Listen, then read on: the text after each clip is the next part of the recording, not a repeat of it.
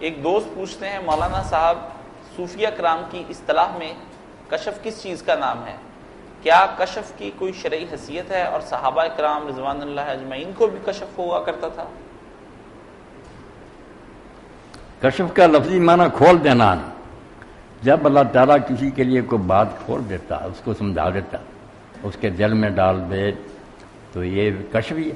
اب کشف ایک تو علمی ہوتا کہ کوئی علمی نقطہ پہلے وہ ذہن میں نہیں تھی، بات اچانک سمجھ میں آ گئی کہ وہ اس آیت کا تو یہ مفہوم ہے، سارے عقدے حل ہو گئے۔ کشف ہی یہ کشف علمی ہے۔ ایک کشف عملی بھی ہے کہ اللہ تعالیٰ ایسی کوئی چیز اس کے ہاتھ سے ظاہر کر دے جو عام لوگ نہ کر سکیں۔ وہ نبی کے ہاتھ سے ظاہر ہو تو معجزہ، معجزہ بھی ہمارا ہی لفظ ہے، معجزہ قرآن حدیث کا لفظ نہیں، وہاں آیاتن ہے، نشانی، نشانی ہوتی نا اللہ کی قدرت کی اور اس کے سچے ہونے کی، کہ اللہ ہے جس نے یہ کام کر دکھایا، مردہ زندہ ہو گیا، جو لاٹھی تھی وہ سام بن گئی۔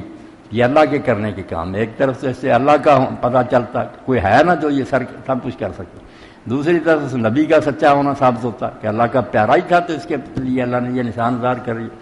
بعد میں ہو تو اس کو پھر ہم کرامت کہہ دیتے ہیں۔ مشکات میں بھی آخر میں باب الکرامات ہے جو صحابہ کرام کے بارے میں پیرائی کئی چیزیں اللہ تعالیٰ نے ان کی عزت افزائی کی۔